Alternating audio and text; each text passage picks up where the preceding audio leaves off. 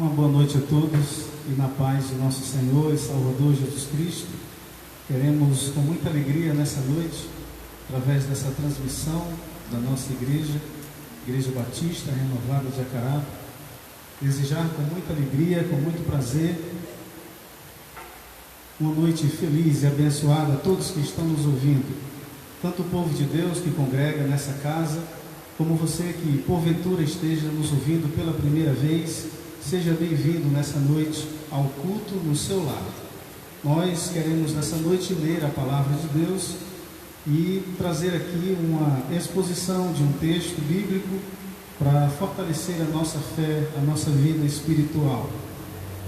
Você pode abrir juntamente conosco no Evangelho de Jesus escrito por Lucas, no capítulo de número 10, dos versículos 25 ao 37. É o texto que nos fala sobre a parábola do bom samaritano. Lucas capítulo de número 10, do versículo 25 ao 37. Nos diz assim a palavra de Deus: E eis que se levantou um certo doutor da lei, tentando-o e dizendo: Mestre, que farei para herdar a vida eterna? E ele lhe disse: Que está escrito na lei?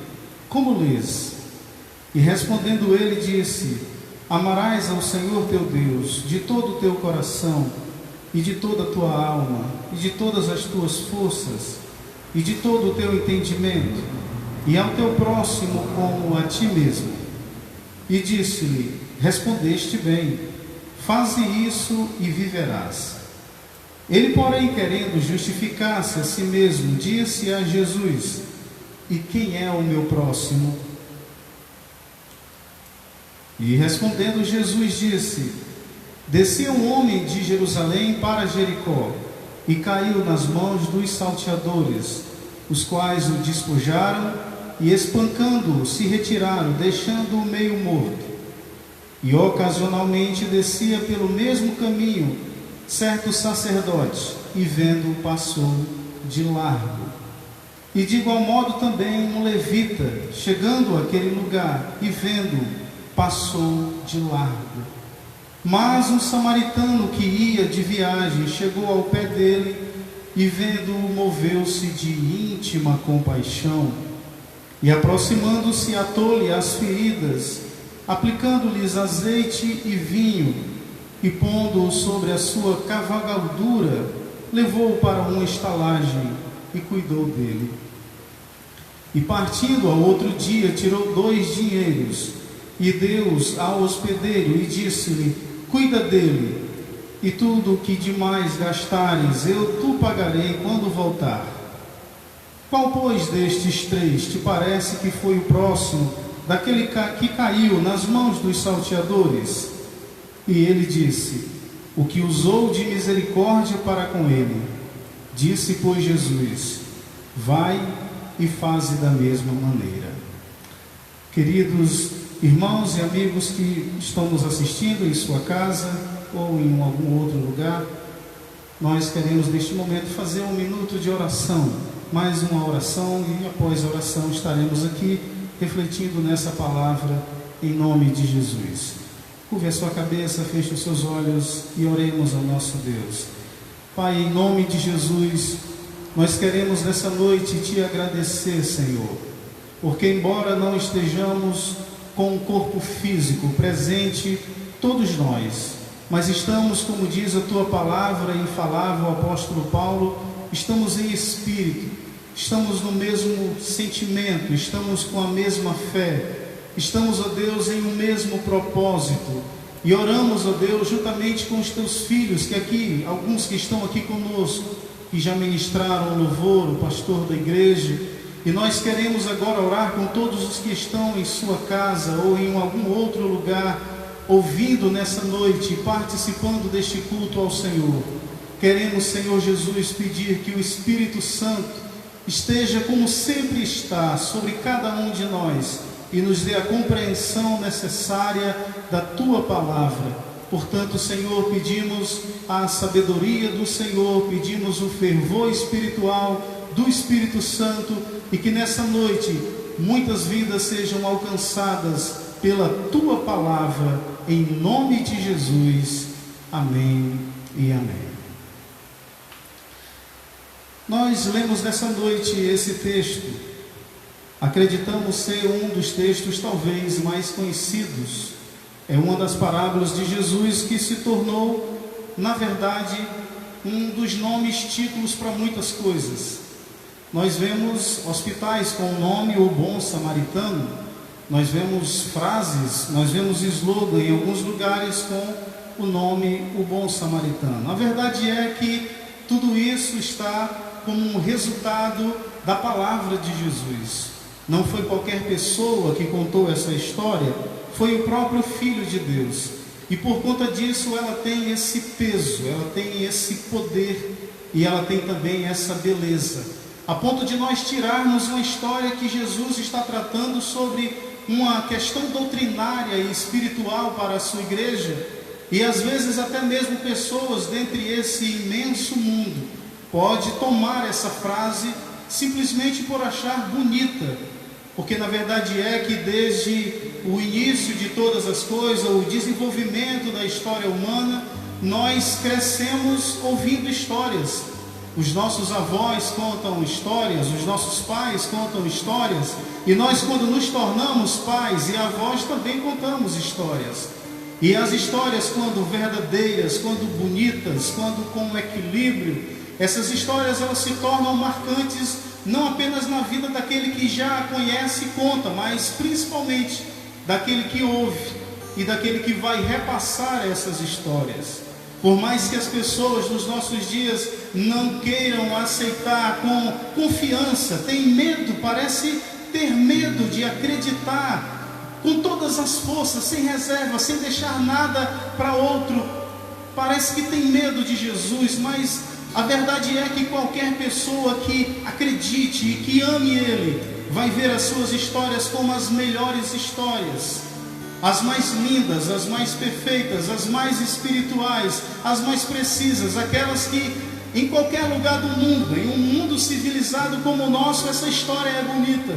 Acredito eu que uma história dessa traduzida entre pessoas que vivem, entre aspas, não vivem a nossa sociedade, são pessoas que vivem em desertos como os beduínos do passado, ou mesmo como as tribos indígenas que têm o seu próprio mundo no seu devido lugar. Mas acredito que onde chega as histórias de Jesus são histórias empolgantes, são histórias maravilhosas, que fica até a dica, já que isso aqui é em rede social, quem sabe uma história dessa até ser contada numa escola, mostrando para as crianças desde a sua infância, lá no jardim, conhecer a história. Uma história que não foi contada por um filósofo grego, uma história que não foi contada por qualquer homem que escreveu coisas na nossa língua portuguesa. Não, é a história do bom samaritano, contada pelo próprio Jesus. E ele foi preciso, ele foi claro nessa sua parábola para mostrar para nós o valor do amor, e não apenas o amor por Deus, mas também o amor pelo próximo. Então eu gostaria de dar início e trazer a introdução daquilo que nessa noite pretendo trazer a você que está nos ouvindo. Em primeiro lugar, esse texto que nós lemos é um texto conhecido biblicamente na teologia como parábola. E foi justamente essa forma utilizada por Jesus para ministrar as suas pregações e os seus ensinos. E de uma forma maestral, como ninguém, Jesus alcançou milhares, Jesus alcança milhares, e Jesus há de alcançar milhares com as suas palavras. Por mais que algumas religiões considerem que parábola é uma historinha, é coisa pequena, mas a verdade é que o reino de Deus, ele veio assim. O reino de Deus, ele veio traduzido como uma pequena semente. O reino de Deus, ele é traduzido como algumas coisas que podem parecer insignificantes. Pois se você que me ouve, até hoje você já ouviu, e talvez você tenha dificuldade de aceitar as palavras de Jesus, pelo fato de achar que é apenas uma historinha. pois essa historinha transformou vidas. Essa historinha está transformando vidas. E essa historinha vai continuar transformando vidas. É a história que Jesus conta para nós nessa noite, a parábola do bom samaritano. A sabedoria de Jesus, ela é tão impressionante, que a palavra de Deus chega a nos dizer que certa vez, soldados do templo em Jerusalém foram enviados pelos seus senhores para prender Jesus. E aqueles homens, eles eram acostumados a ouvir sermões dentro do templo, eram acostumados a ouvir mestres e rabinos dentro de Israel. Mas a palavra de Deus vai nos dizer que quando eles chegaram e ouviram Jesus pregar dentro do templo, você encontra essa passagem no livro de João, capítulo 7. E a palavra de Deus vai nos dizer que eles voltam e voltam tão impactados com as palavras de Jesus que eles disseram: nunca homem algum falou assim como este homem. Veja que há até mesmo homens que não têm nenhuma experiência com Deus, homens cujos corações nunca foram moldados pela palavra de Deus, homens que simplesmente estavam ali entendendo de expulsar alguém de um lugar, de prender alguém, de controlar alguém, mas as palavras de Jesus foram tão poderosas que esses homens, que talvez há muito tempo não haviam parado para ouvir alguém falar sobre coisas espirituais, eles voltam e dizem a seus senhores: nunca homem algum falou assim como este homem. E eles não conseguiram prender Jesus. Então as histórias de Jesus não são historinhas pequenas, são histórias que transformam vidas. Até então a Bíblia Sagrada falava para nós da grandeza da sabedoria de um homem. E a palavra de Deus é bem clara, e talvez você que me ouve já deve ter ouvido falar de um rei de Israel chamado Salomão. Pois a palavra de Deus vai nos dizer que Salomão, ele era um homem sábio. Diz o texto sagrado que durante os seus dias ele superava todos os demais sábios. Quando Deus lhe deu a sabedoria, ele não era um homem tão velho, ele ainda era bem jovem. Mas a sua sabedoria foi dada por Deus. E ele impressionou até mesmo os mais sábios da sua época. Mas deixa-me te dizer uma coisa: mesmo Salomão, com toda a sua sabedoria, com toda a grandeza do seu saber, mas em um certo momento Jesus fala sobre Salomão, e eu quero ler para você conforme Mateus capítulo 12, versículo 42. Jesus nos diz sobre Salomão o seguinte: a rainha do sul se levantará no dia do juízo com esta geração e a condenará, porque ela veio dos confins da terra para ouvir a sabedoria de Salomão. Aí você sabe o que Jesus encerra? Como ele encerra? Ele encerra dizendo: e eis que está aqui quem é mais do que Salomão. Jesus reconhece a sabedoria de Salomão. Foi ele mesmo que deu a sabedoria a Salomão. Mas enquanto as pessoas estavam apaixonadas pelo Cântico dos Cânticos, enquanto os meio idosos estavam apaixonados por Provérbios, e os bem anciãos estavam apaixonados pelo Eclesiastes, que foram os 3 livros escritos por Salomão, Jesus aqui está dizendo: eis aqui quem é mais do que Salomão. Pois deixa-me te dizer um detalhe: enquanto Salomão escrevia os seus livros sobre o amor, e o amor é eros, romântico, que é Cântico dos Cânticos, enquanto ele falou conselhos práticos para uma vida em Provérbios, e também enquanto ele fala da vaidade da vida e de todas as coisas no livro de Eclesiastes, Jesus, ele falou de salvação. Jesus, ele falou de comunhão com Deus, e Jesus falou de vida eterna, sendo que ele próprio era o autor de todas essas coisas, que ele não tinha a sabedoria simplesmente para impressionar este ou aquele. A palavra de Deus chega a dizer que certo dia os gregos procuraram Jesus e queriam ver Jesus. Mas não é porque Jesus pregava o estoicismo, ou talvez qualquer outra ideia dos grandes filósofos da época passada. Eles queriam ouvir Jesus porque sabiam que a palavra de Jesus não era de Sócrates, não era de Platão, não era de Aristóteles, não era de nenhum deles. A palavra de Jesus era uma palavra de vida. E como eu lhe disse e vou repetir, palavra de salvação, de comunhão com Deus, de vida eterna, que sendo Ele próprio o autor e consumador de todas estas coisas. Você sabe por que eu acredito que esse texto que lemos nessa noite, ela é uma palavra bastante precisa e oportuna para os nossos dias?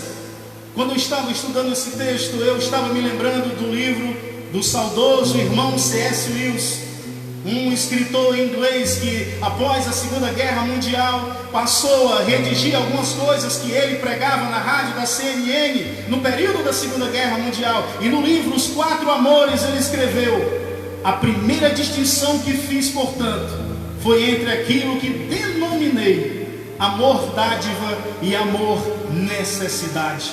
Vou repetir para você, no livro Os Quatro Amores de C.S. Lewis, ele diz: a primeira distinção que fiz, portanto, foi entre aquilo que denominei amor dádiva e amor necessidade. Sabe o que eu entendo? Que quando eu leio a parábola do bom samaritano dita por Jesus, e me lembro do que disse o irmão C.S. Lewis, eu aprendo que sempre haverá os dois lados. De um há o amor dádiva, do outro o amor necessidade, ou seja, haverá um necessitado que precisa de ajuda, e do outro alguém com recursos e condições podendo socorrer e abençoar. Se você não entendeu, eu vou repetir: nós sempre teremos os dois lados. De um lado nós teremos um grupo de pessoas altamente carentes do amor dádiva, porque eles têm apenas o amor necessidade. Mas do outro lado nós teremos o amor dádiva, aquele que tem o recurso, aquele que tem o poder, aquele que tem a condição de abençoar. E é justamente sobre isso que nessa noite essa parábola vai trazer para nós. Sempre haverá alguém com um amor necessidade, sempre haverá alguém com uma mão estendida, ferido, caído, precisando de alguma coisa, precisando de ajuda e de socorro.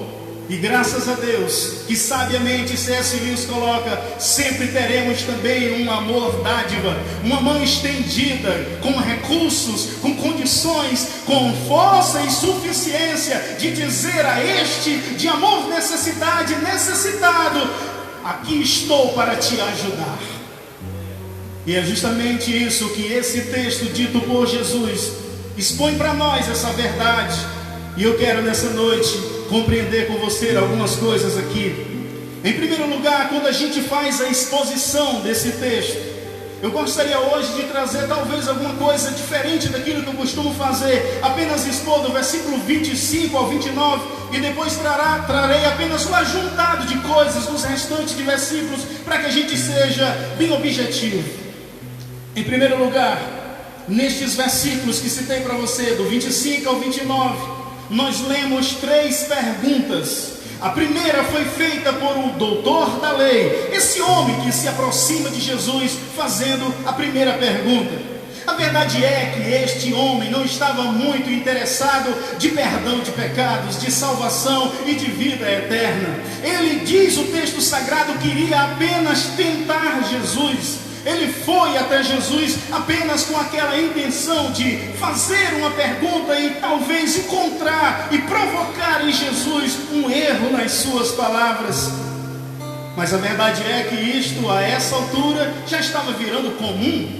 Jesus já era conhecido como o mestre dos mestres. Jesus já era procurado até pelas autoridades como Nicodemos e outros homens que estavam lá no templo ou na sinagoga. E então eles estavam incomodados com a fama de Jesus, com a pessoa de Jesus, que na verdade ele não arrogava isso para si, como que simplesmente para dizer que alguém estava atrás dele. O centro de todas as coisas era ele ver as pessoas alcançando o conhecimento de Deus e sendo salvas. Então a primeira pergunta deste homem foi uma pergunta tentadora.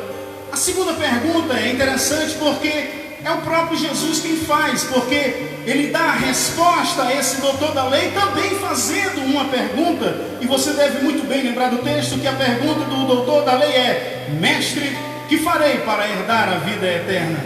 E a resposta de Jesus, que foi em forma de pergunta, foi: que está escrito na lei? Que lês? Aí é interessante porque quando o homem responde no versículo de número 27, e esse eu faço questão de ler para você, porque depois que ele faz a pergunta, e Jesus também faz uma pergunta a ele, ele responde no versículo 27, e respondendo ele, o doutor da lei diz: amarás ao Senhor teu Deus de todo o teu coração, e de toda a tua alma, e de todas as tuas forças, e de todo o teu entendimento, e ao teu próximo como a ti mesmo. Aí no versículo 28, Jesus responde ele e diz: faze isso e viverás. Então esse trocadilho de perguntas e respostas entre o doutor da lei e Jesus causa para nós a impressão de que tudo vai parar. E quando se pensa que o assunto terminou, então o doutor da lei ele deseja continuar. É como se ele estivesse interessado em dar uns passos a mais a esse diálogo com Jesus. Aí ele faz a terceira pergunta e última do texto. É quando o homem, então olhando para Jesus, no versículo de número 29, ele faz a terceira pergunta, que é a seguinte: e quem é o meu próximo? E é justamente por causa dessa terceira pergunta do doutor da lei, a pergunta, e quem é o meu próximo, é que nasce essa brilhante e maravilhosa história contada por Jesus. Então, a partir do versículo de número 29, após a pergunta do doutor da lei, e quem é o meu próximo, é quando finalmente então Jesus começa a falar a parábola do bom samaritano. De acordo com a história contada por Jesus, um certo homem estava indo até Jericó. Ele descia de Jerusalém e ia para Jericó. E deixa-me te dar uma informação histórica, geográfica desse contexto que nós estamos falando. Essa estrada, segundo os estudiosos, ela dava aproximadamente 27 quilômetros de distância. Agora, uma coisa que é mais interessante do que isso, era uma área praticamente deserta e marcada por penhascos e pedras calcárias e alguns barrancos de ambos os lados da estrada. Nos tempos bíblicos, olha como era dado o nome a essa estrada que descia de Jerusalém a Jericó. Ela era conhecida como o caminho ou a ladeira do sangue, provavelmente por ser considerada insegura. Frequentemente ocorria assaltos realizados por bandidos que escondiam-se atrás das rochas. Então veja que Jesus ele olha para este homem e ele dá a resposta precisa, justamente pelo contexto histórico que ele tem.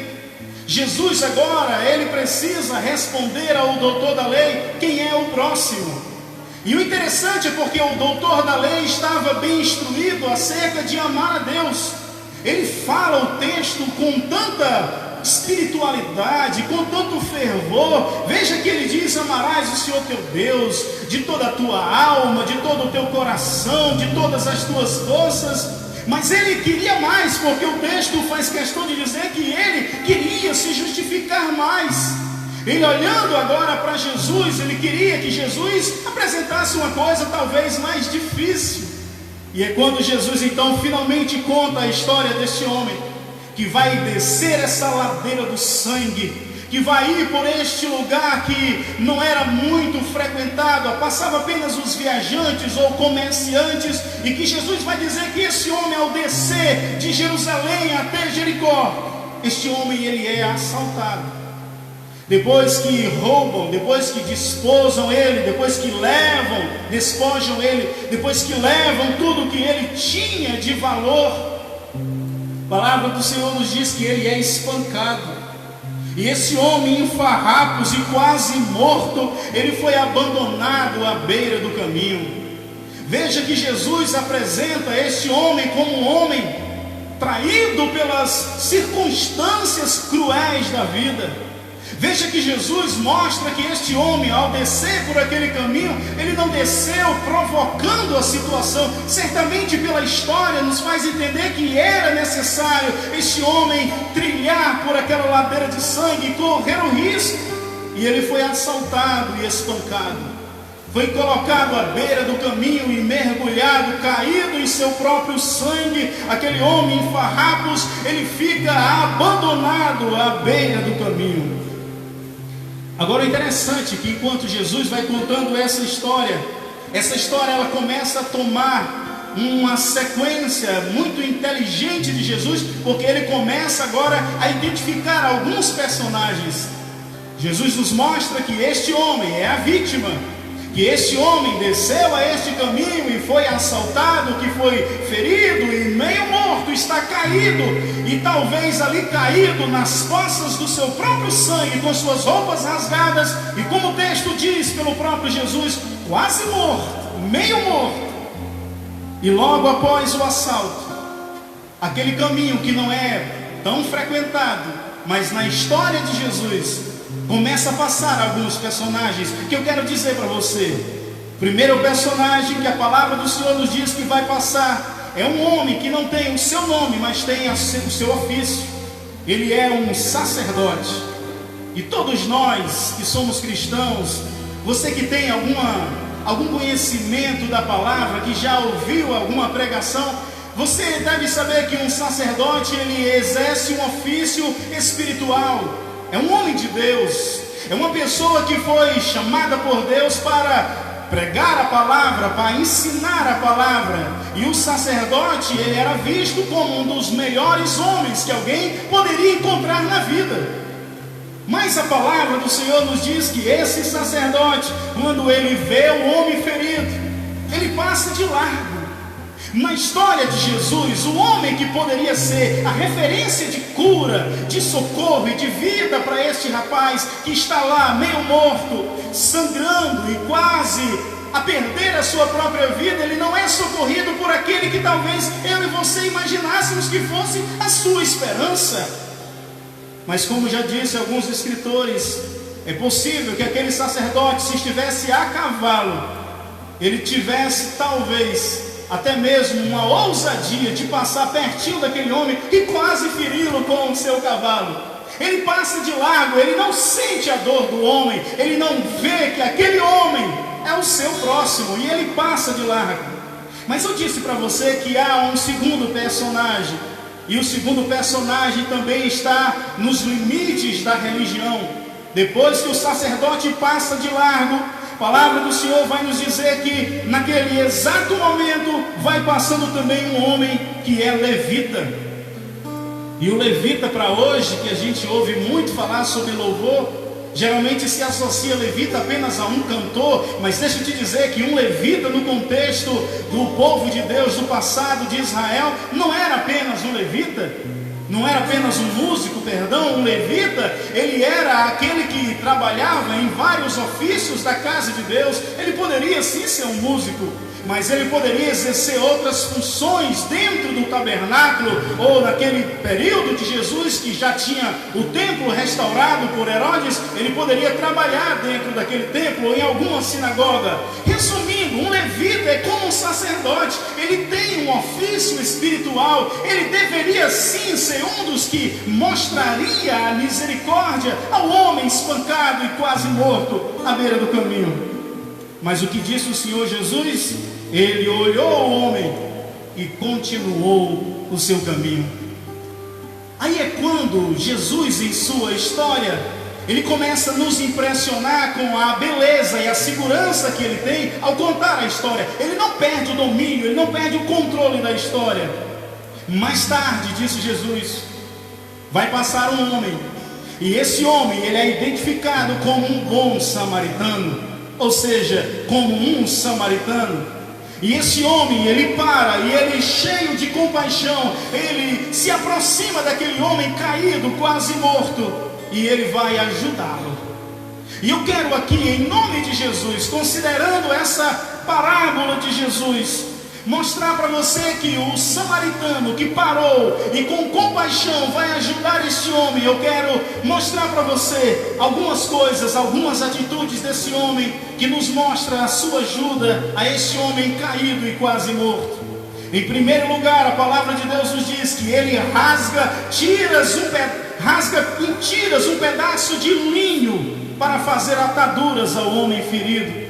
Depois, em segundo lugar, ele aplica azeite e vinho, limpando e tratando as feridas deste homem.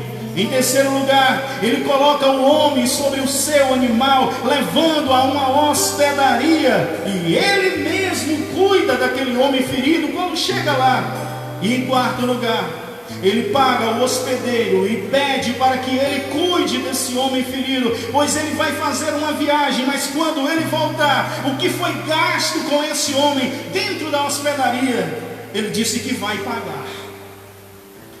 A coisa interessante é porque a gente percebe a diferença enorme desses três homens ao passar pelo homem caído. Na história de Jesus, ele mostra que os dois religiosos passaram de largo e nada fizeram pelo seu próximo, enquanto um samaritano, que pelo contexto da história não era bem visto pelos judeus, ele olha para aquele homem com um olhar de misericórdia e faz tudo isso que eu acabei de mostrar para você.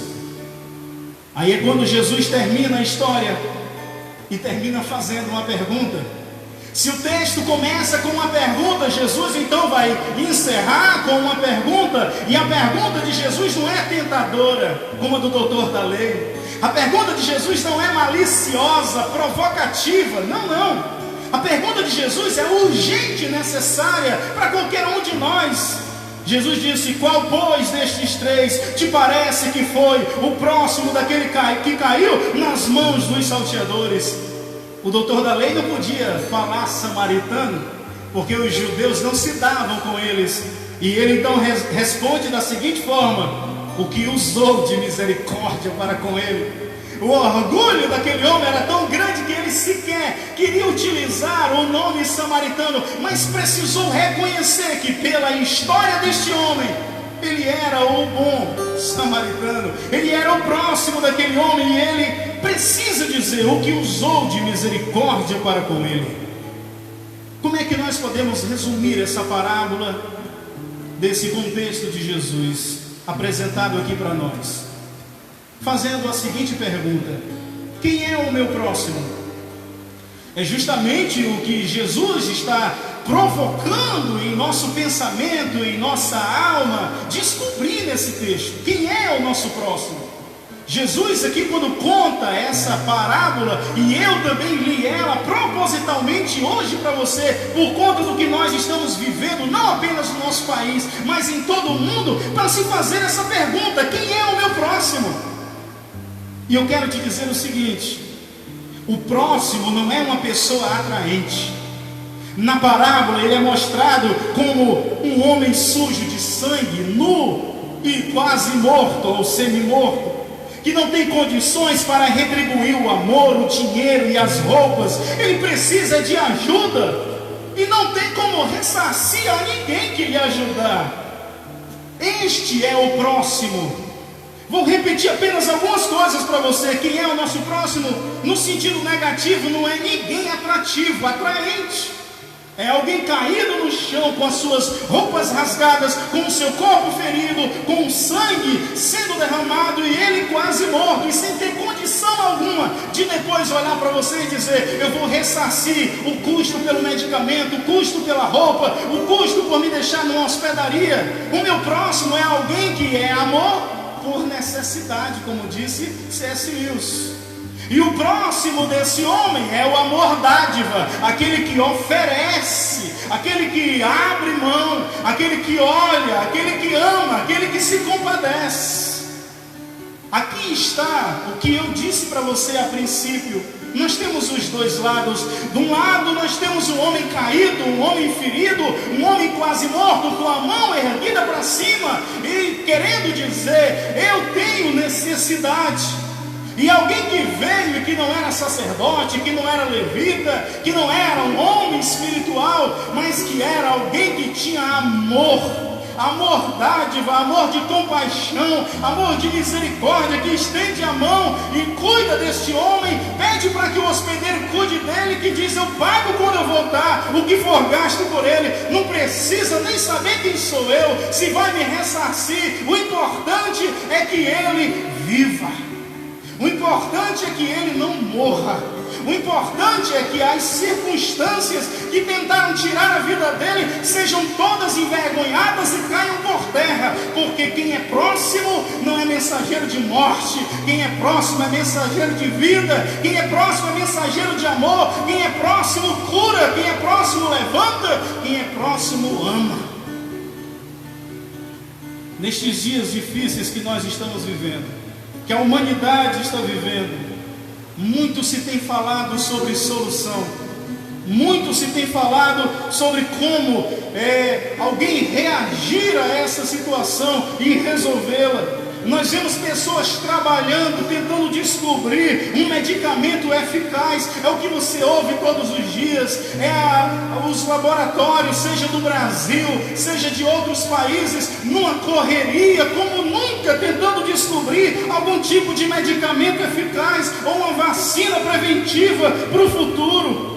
Outros estão trabalhando duramente, são aqueles que trabalham com as pessoas doentes. Eles têm uma parcela de contribuição belíssima, estão correndo risco de serem infectados, mas estão nos hospitais, às vezes sem recursos, sem uma proteção devida, mas eles estão lá, estão fazendo a sua parte, e isso nós chamamos de contribuição científica, daquilo que o homem pode fazer.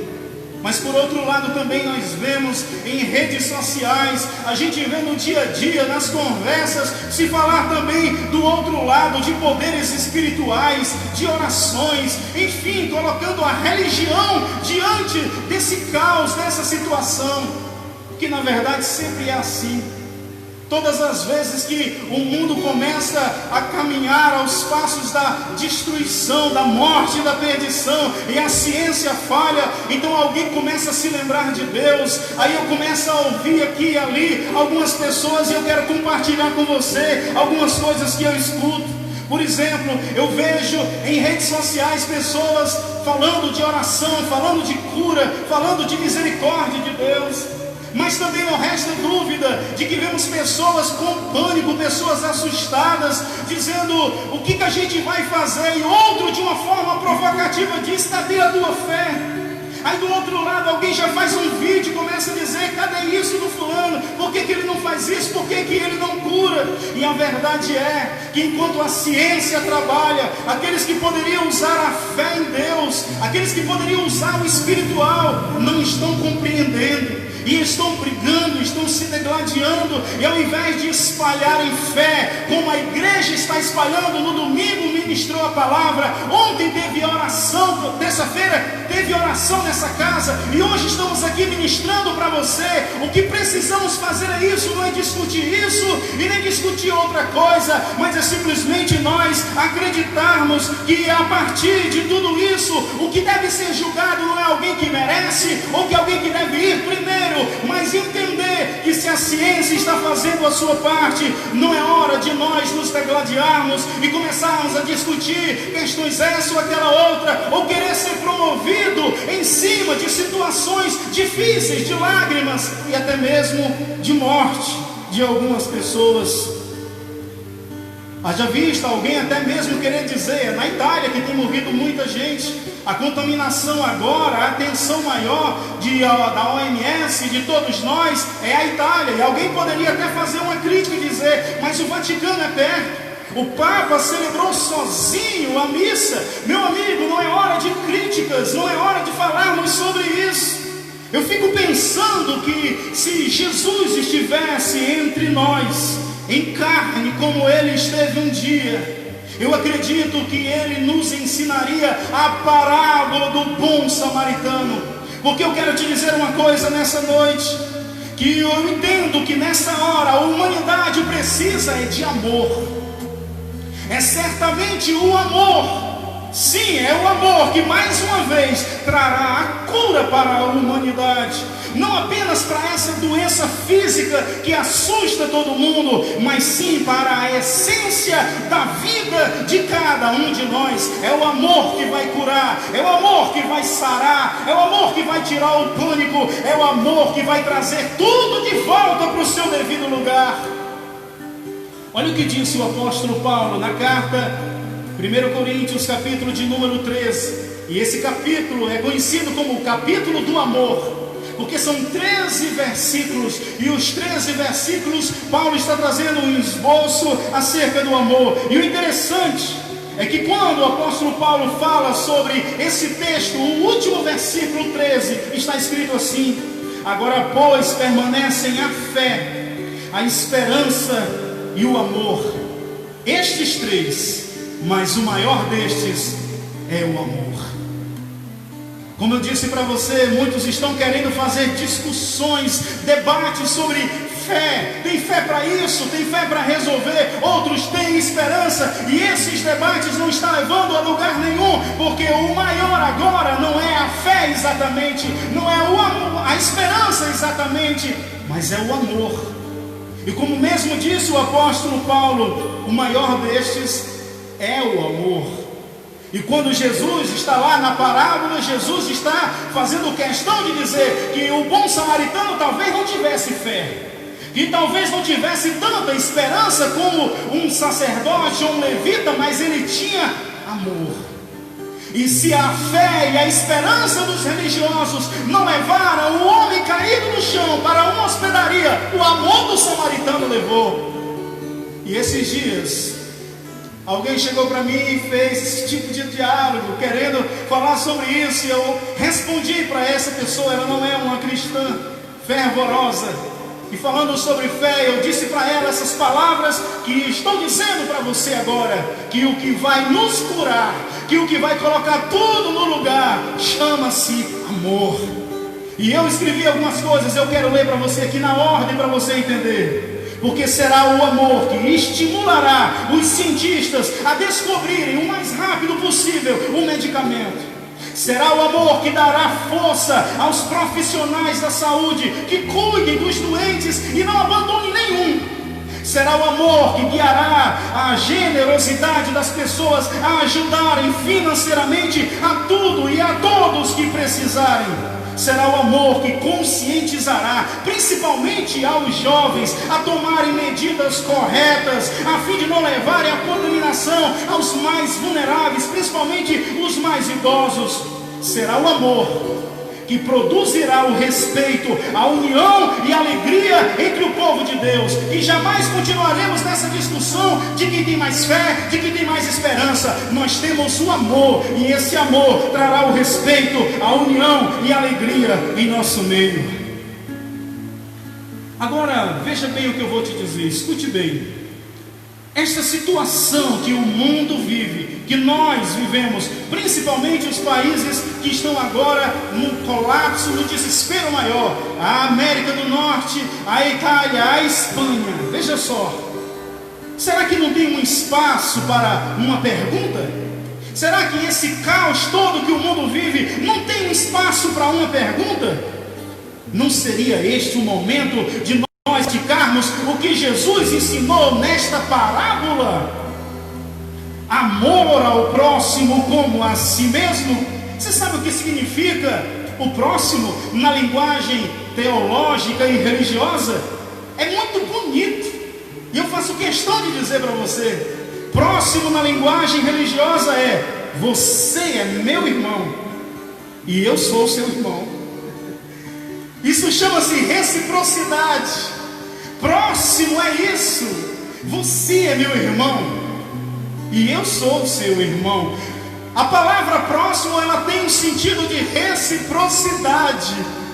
É o que tem o amor dádiva, saber que aquele que hoje é necessidade precisa do seu amor, porque se um dia esse que hoje é dádiva se tornar necessidade, o outro que é necessidade se tornar dádiva, este será amado pelo outro. Este é um ciclo que não é vicioso, mas este é um ciclo de vida. Este é um ciclo que nos restaura. Este é um ciclo que leva tudo de volta a uma vida normal, a uma vida feliz. Agora, deixa-me te dizer mais uma coisa. Essa é uma parte triste, né? Já estou quase indo para o final aqui do que eu tenho hoje a propor a você. Mas veja só, as notícias que chegam a mim, estou falando da minha pessoa. As notícias, as informações que chegam a mim, através de pessoas e até de redes sociais, é que lamentavelmente, não no que eles fazem, mas daqui a pouco você vai entender, a ajuda que está sendo dada financeiramente pelas pessoas em um todo, no sentido de ajudar e de apoiar a solucionar esse problema, estão vindo de pessoas que não são identificadas como religiosos fervorosos. Vou repetir. A ajuda que em um todo está sendo dada para se resolver esta situação, aqueles que estão se levantando, querendo ajudar, querendo ser um bom samaritano, não são de pessoas que se identificam como pessoas religiosas e fervorosas. Aí a pergunta é: aonde estão? Aonde estão aqueles que são cristãos, aqueles que são religiosos e que no nosso meio são conhecidos como milionários, são conhecidos como pessoas que nos últimos anos têm acumulado fortunas que podemos chamar de tesouros da terra, como disse o nosso Senhor Jesus?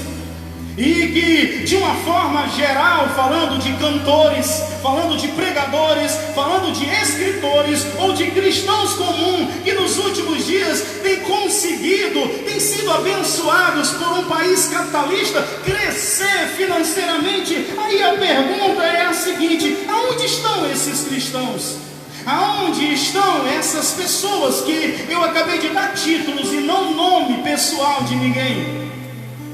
No nosso país nós somos milhões, somando cristãos, protestantes, pentecostais, neopentecostais, católicos, carismáticos, juntando todos nós somos milhões, nós somos esmagadoramente a maioria do nosso país. Aí eu fico pensando que se cada um de nós, se houvesse uma organização e cada um de nós, porque eu tenho certeza que não apenas eu, que não apenas a igreja, mas certamente muitos e muitos e muitos teriam a coragem de contribuir um pouquinho que temos para somar estes pouquinhos e formarmos os milhões que arrecadaria para ajudar a resolver um quanto antes essas coisas, antes que mais pessoas morram. Aonde estão as organizações cristãs? Aonde estão as associações cristãs do nosso país e do mundo? Porque até mim ainda não chegou informação de que esses grupos estão fazendo alguma coisa dessa natureza. A grande verdade é que muitos, como o sacerdote e o levita, estão passando de largo.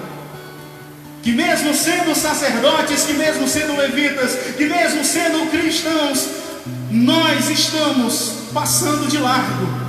Nós estamos simplesmente sendo mais um viajante ao ver pessoas caídas e quase mortas nas situações e circunstâncias dos pesares da sua vida, e simplesmente os nossos olhares olham para os lados para ver se não tem mais um outro para nos atacar, e a gente só foge, e a gente só vai embora e deixa os meio mortos morrerem. Sabemos de líderes, sabemos de organizações que tem hospitais fantásticos, do tipo de primeiro mundo. Nós sabemos sim que muitos países vistos como países cristãos, eles têm sim recursos enormes, mas não chegam a mim. Me permita, eu me responsabilizo pelo que eu estou falando, não é o pastor, sou eu que estou falando disso. Eu me responsabilizo em dizer, não vejo esses grupos, essas grandes denominações que têm hospitais fantásticos, coisas de primeiro mundo, não vejo em rede social nem em mídia publicar sequer eles estiverem em ação de alguma pequena solidariedade.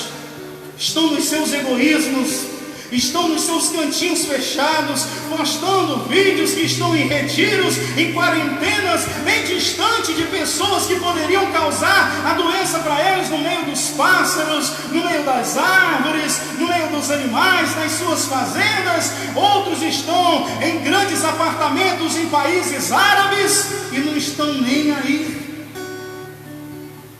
E eu fico pensando, se Jesus, volto a dizer, estivesse em corpo entre nós, vendo estes hospitais cristãos, vendo essas organizações milionárias, aí sabe o que eu penso? Eu penso num livro que talvez seria interessante você um dia dar uma olhadinha, ou talvez até ler. Um livro que se diz: Em Seus Passos, o que faria Jesus? E eu cito essa frase desse livro aqui para você que está me ouvindo, você que é um cristão, e ouço também essa frase para servir para mim e que sirva para qualquer outro que um dia se torne cristão. Em seus passos, em meus passos, em nossos passos, o que faria Jesus?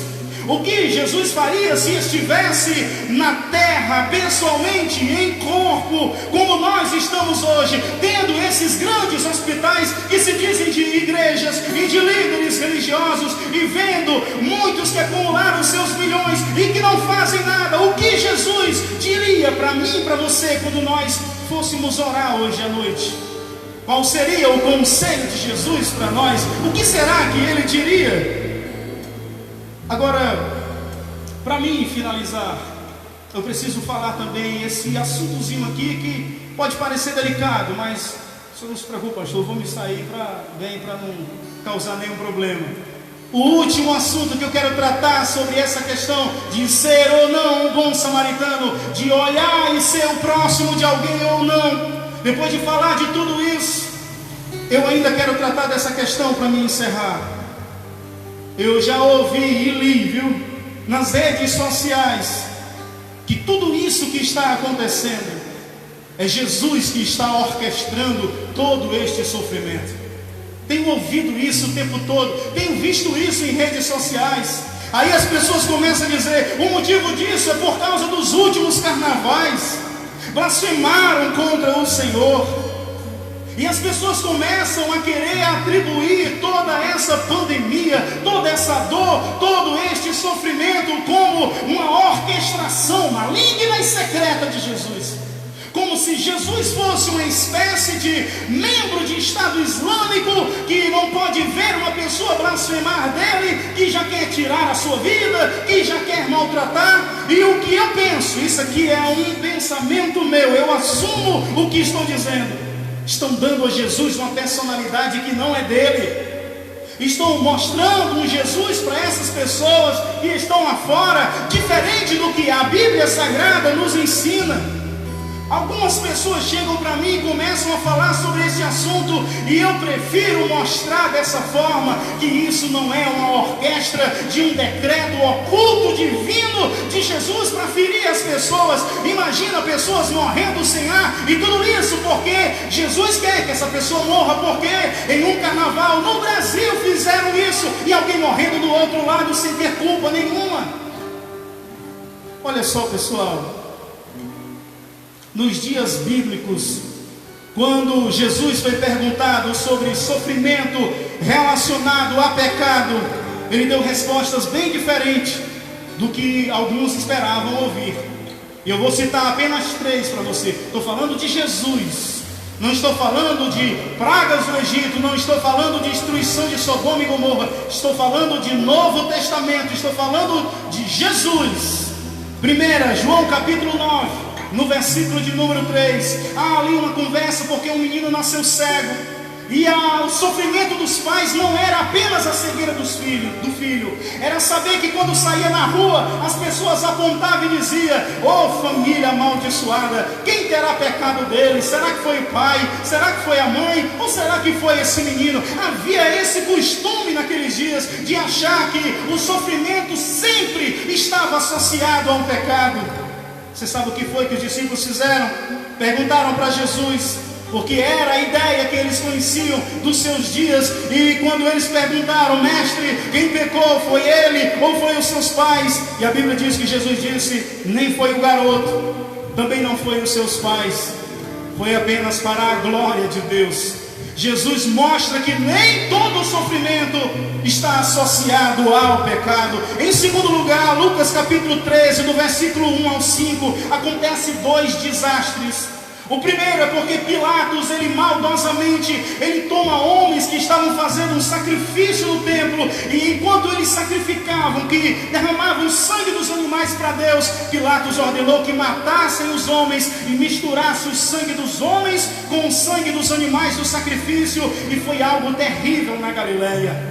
E as pessoas então começavam a dizer: esses homens são indignos, esses homens foram mortos a fio de espada, e o seu sangue foi misturado ao sangue dos sacrifícios. Que sacrilégio! Morreram em maldição.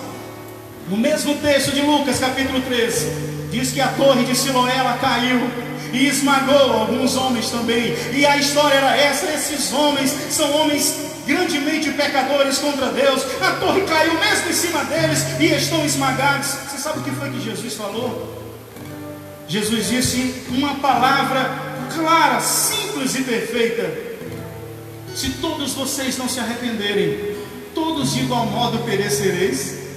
E ele não queria dizer que se alguém não se arrependesse seria morto e o seu sangue misturado, ou que uma torre cairia. Ele apenas tratou da questão como que um pecado que alguém herdou, como nós, do Adão e Eva, que é uma herança. Infelizmente ele disse que se alguém continuar no pecado, de todas as formas, seja com a torre caindo, seja o sangue derramado, seja de morte natural, mas todos morrerão no mesmo pecado. Jesus não disse que esses homens eram piores do que os demais galileus que viviam nos seus dias. E o último texto é de Lucas capítulo 9, do versículo 55 ao 56. Jesus ia para Jerusalém, precisava passar por uma cidade de Samaria, e os discípulos foram e procuraram um lugar para Jesus dormir. E enquanto eles procuravam, as pessoas diziam: não, não, não. E ninguém aceitou Jesus na cidade de Samaria. Interessante que é de Samaria, e a história que Jesus fala é de um bom samaritano. E os discípulos voltaram, olharam para Jesus e disseram: mas mestre, como que alguém tem a ousadia de rejeitar a sua presença? Eles não aceitam o Senhor. O Senhor quer que a gente ore como orou Elias e desça fogo do céu e consuma esses samaritanos? Você sabe o que foi que Jesus respondeu? Jesus disse: vocês não sabem de que espírito sois, porque o Filho do Homem não veio para destruir as almas dos homens, mas salvá-las. Portanto, eu quero nessa noite te dizer em nome de Jesus: estão tentando fazer de Jesus um ser perverso e vingativo, e nós precisamos saber administrar bem este assunto, porque a verdade é que a Bíblia fala, é claro que a Bíblia fala de alguns eventos em que Deus mostra a sua ação punitiva, mas é um assunto bastante delicado e que precisamos avaliar todo o seu contexto para nós nem sermos infiéis a Deus e nem injustos com os homens. É claro que todo pecado ele vai trazer uma consequência, mas nós não precisamos olhar para um mundo apavorado numa hora como essa e dizer-lhes que simplesmente isso é uma orquestração divina para puni-los. Acredito eu que ao invés disso, nós podemos amar, olhar para essas pessoas que fizeram aquele ultraje com Jesus, que causa realmente em nós uma tristeza muito grande, de ver Jesus ridicularizado numa pista de dança, aonde pessoas querem de todas as formas mostrar que Jesus não tem a qualidade que ele tem, o valor que ele tem. Mas eu quero dizer em nome de Jesus que você que gostou dessas festas, você que talvez até achou interessante porque é cultura, porque isso faz parte, é só uma brincadeira, e o rapaz colocou o filme lá para todo mundo ver, eu quero te dizer, meu amigo, que o sofrimento do país não é por conta disso não. Mas também quero te dizer que não vale a pena fazer isso, porque se a consequência não é exatamente por isso, mas se você puder, ame ele, respeite ele, veja Jesus não como um terrorista que quer tirar a tua vida, mas também não veja ele como qualquer pessoa para você zombar ou ridicularizar a sua pessoa.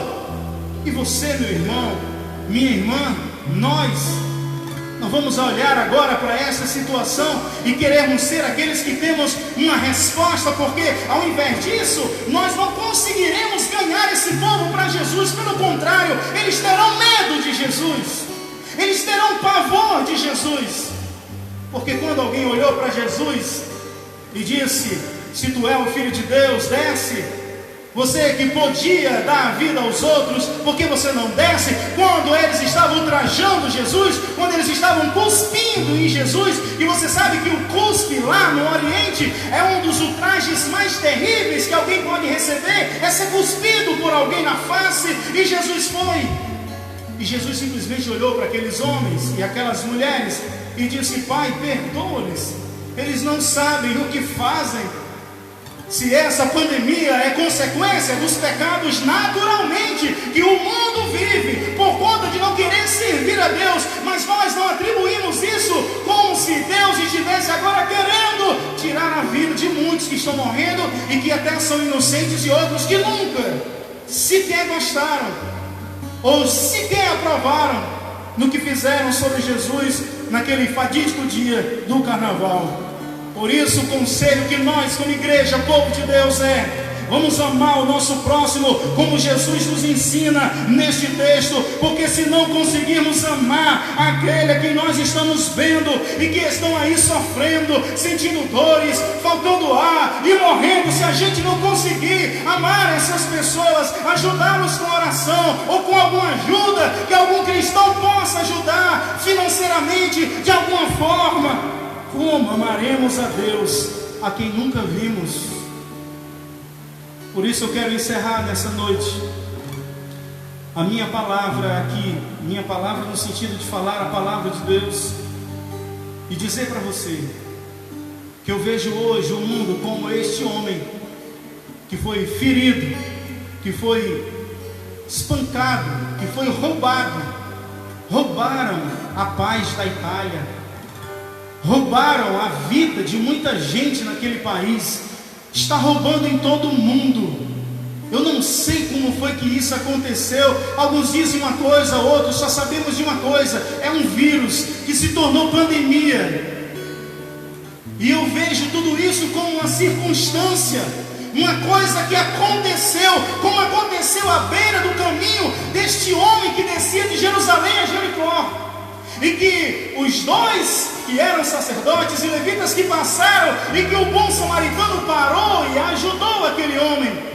Jesus está querendo mostrar para nós que a gente não precisa ser um sacerdote, que a gente não precisa ser um levita, que a gente não precisa ser muita coisa.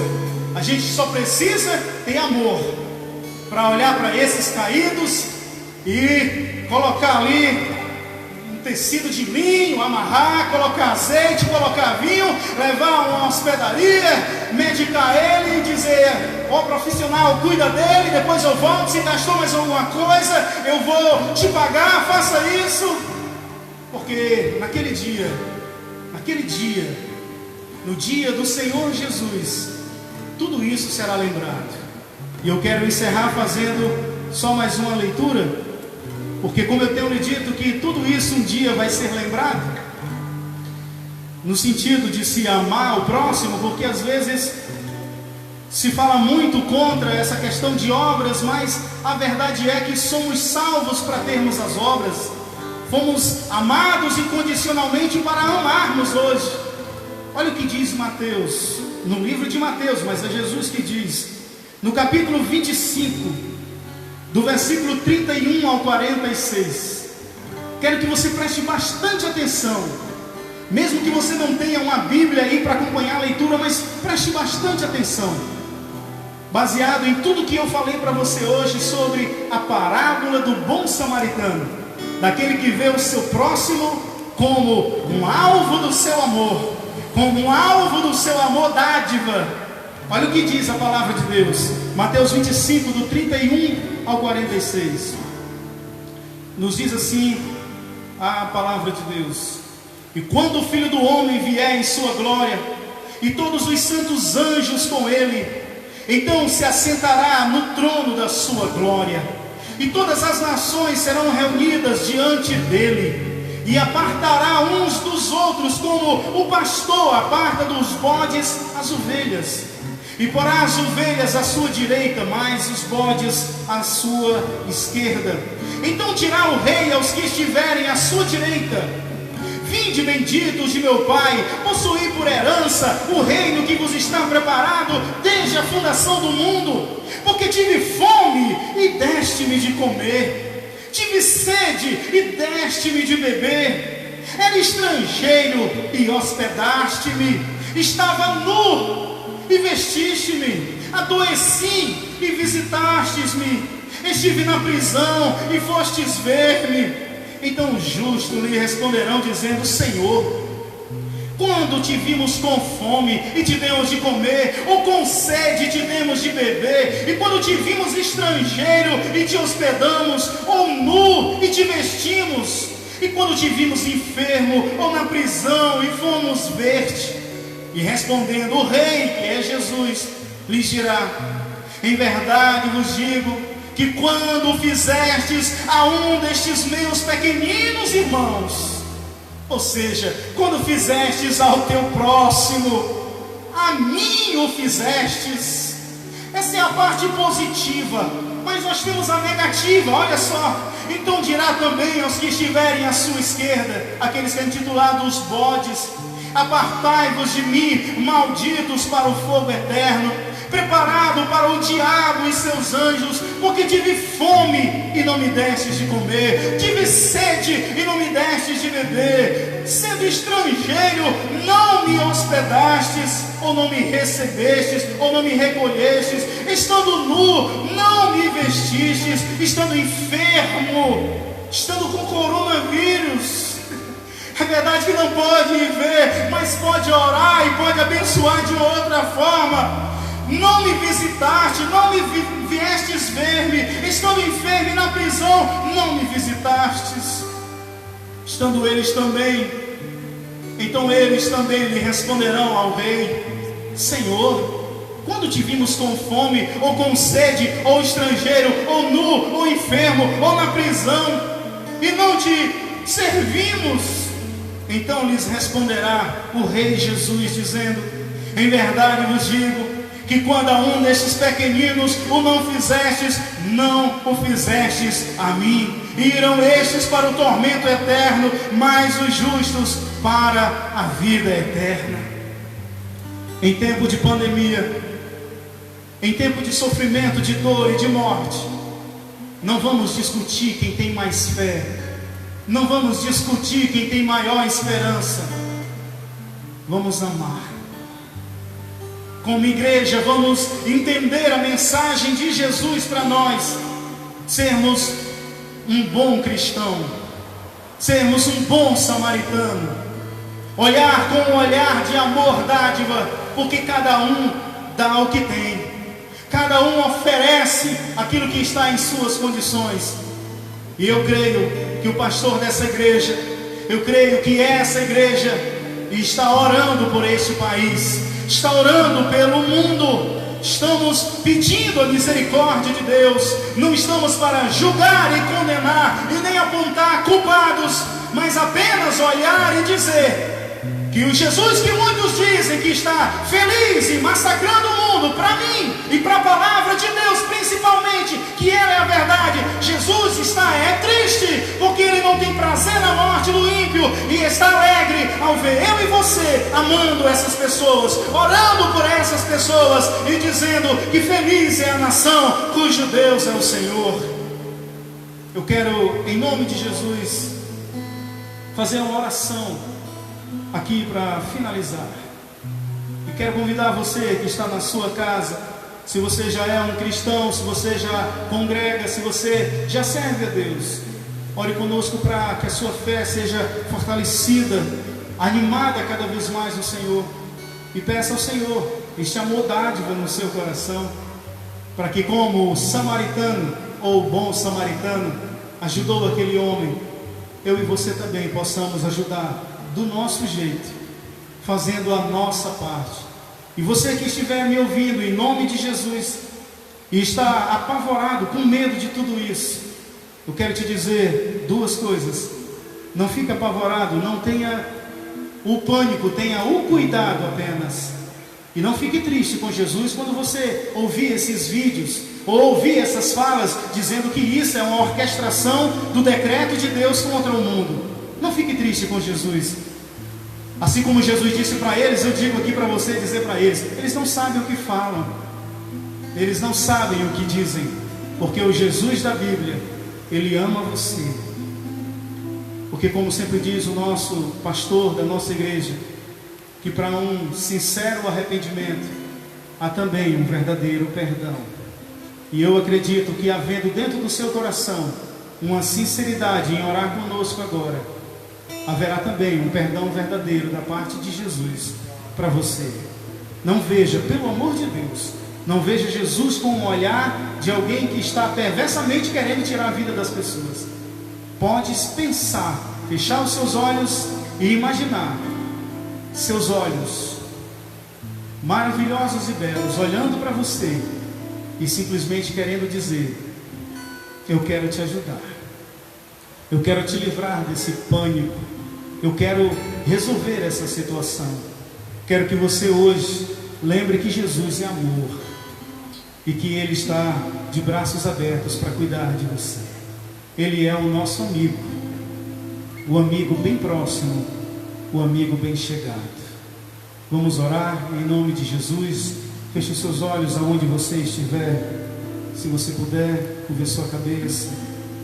Senhor, em nome de Jesus, nós queremos nessa oportunidade, Senhor Jesus, exaltar e glorificar ao Senhor.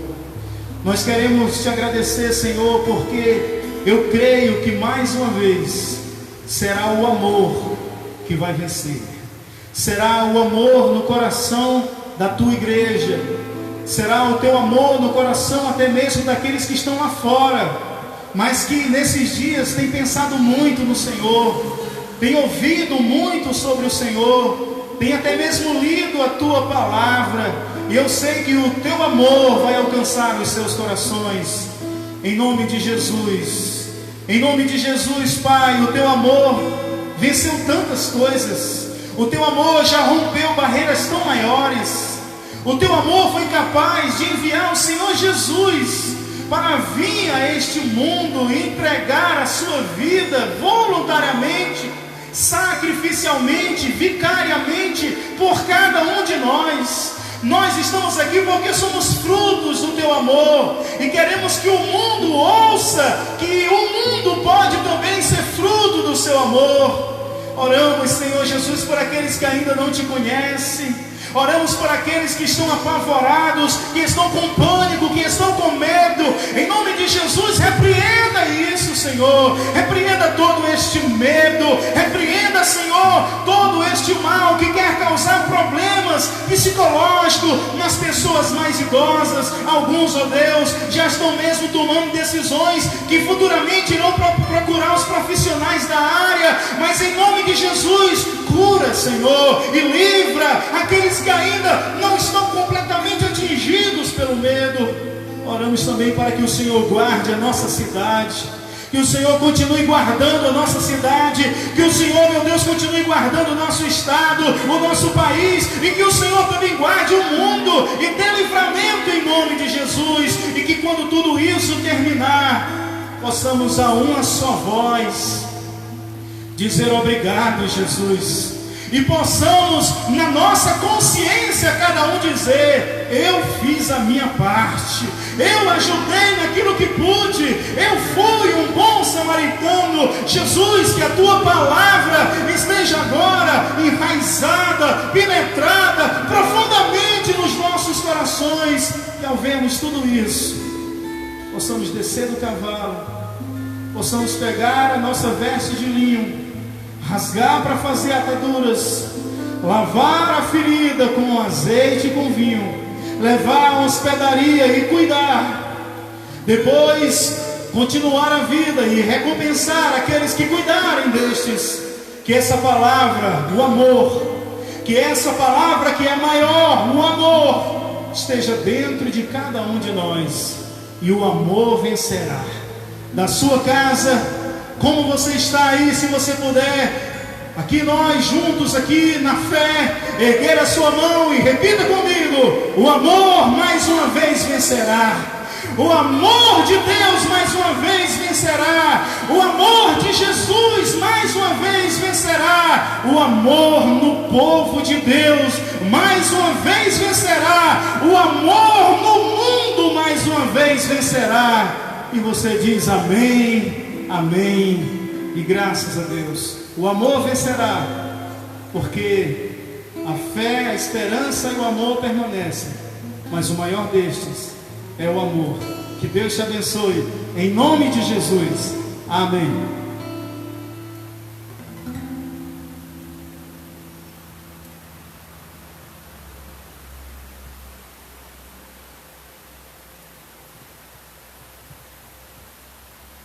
Glória a Deus, glória a Deus. Fiquem de pé, vamos encerrar. Glória a Deus. Nesta noite feliz, neste santo lugar, eu marquei um encontro com Deus. Olha que lindo. Seu amor é real, sua paz buscarei. Eu marquei um encontro com Deus. Diga aí. Basta que me toque, Senhor, pra minha alma cansada vencer. Se a noite escura está, sua mão nos guiará. Basta que nos toque, Senhor. Aleluia. Em Jesus eu toquei, salvação encontrei, e a paz para o meu coração. Ele muito me amou e do mundo nos tirou. Hoje eu sinto de Deus seu perdão. Você pode dizer isso. Basta que me toque, Senhor, pra minha alma cansada vencer.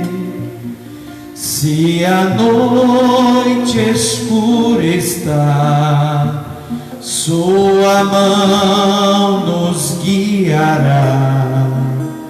Basta que nos toque, Senhor. Ora comigo, meu querido. Ora comigo, minha querida, nesta noite. Igreja do Senhor, a igreja que o Senhor chamou à sua presença, os lavados, redimidos. Você também pode ser um nesta hora. Você que anda distante, que anda afastado, você que já tem ouvido falar desse Jesus, você que já tem ouvido falar do que Ele tem como propósito para a sua vida, você pode tomar essa decisão agora, no lugar que você está aí. Chega de andar debaixo de um jugo que você não pode mais carregar, e abraçar nesta noite aquilo que o Senhor tem para a sua vida, aquilo que o Senhor tem para o seu coração.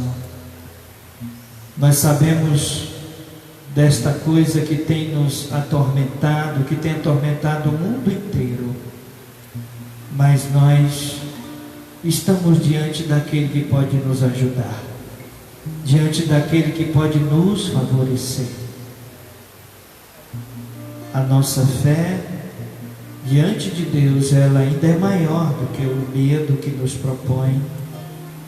E se nós esperamos nele, o seu amor é maior, a sua misericórdia é maior para ser derramada sobre aquela que vai até ele. Deus, nesta noite, Senhor, nós te agradecemos mais uma vez por estarmos aqui. Pedimos a tua bênção, Senhor. Pedimos, meu Deus, que tu possa ajudar a tua igreja.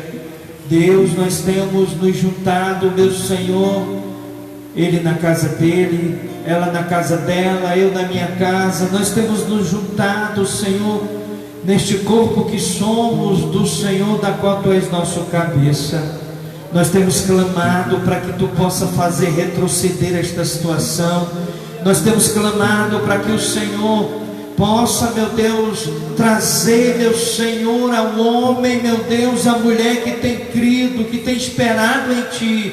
Trazer, meu Senhor, a solução. Trazer, meu Senhor, para todos os que ora, meu Senhor, têm crido naquilo que tu podes fazer.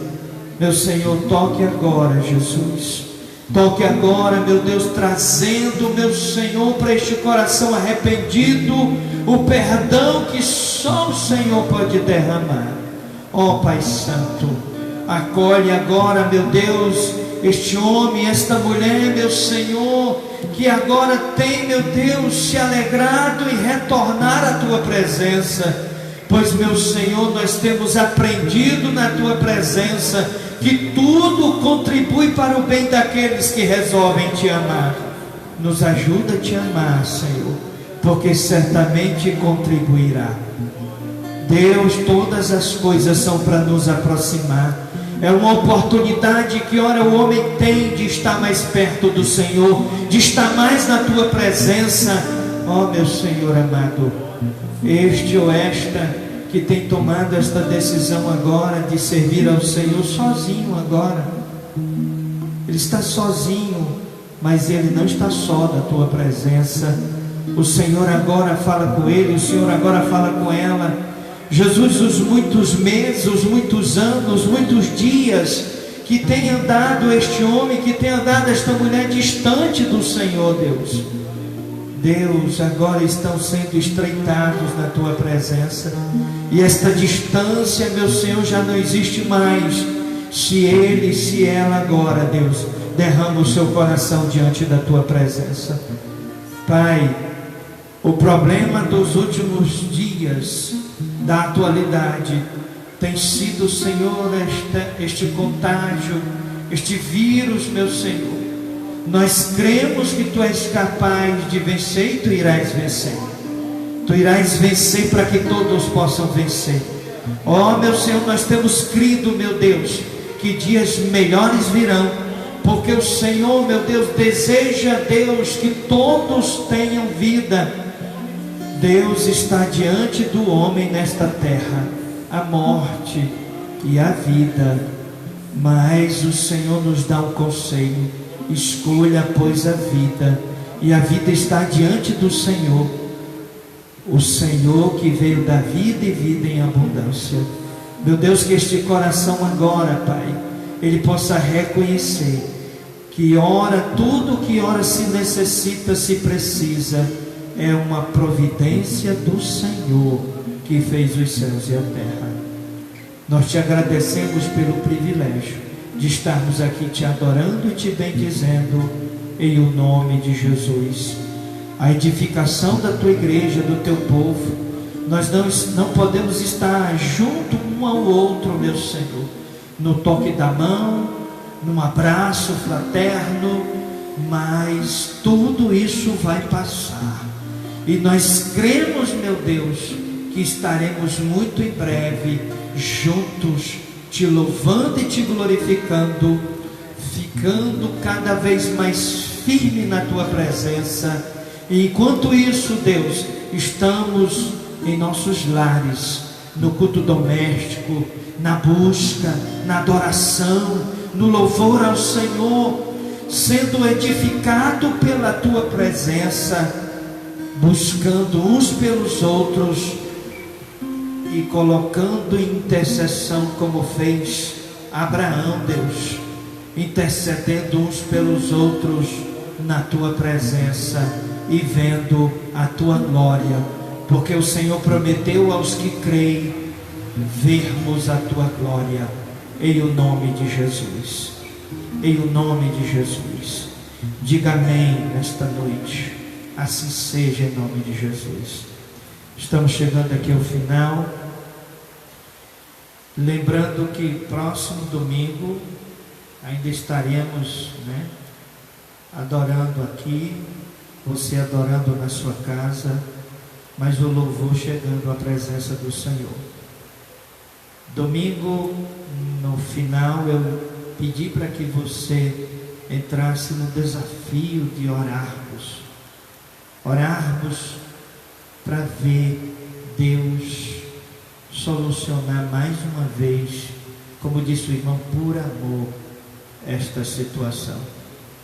O homem na terra, se dissermos que merecemos o amor de Deus, nós não merecemos, mas Deus deseja que tenhamos vida, e vida com abundância, a espiritual, a eterna, e enquanto esperarmos aqui por Ele, termos o melhor que Ele pode dar ao homem. Louvado seja o nome do Senhor. Esteja orando. Amanhã mais uma vez eu estarei às 5h30 na minha casa, e você na sua.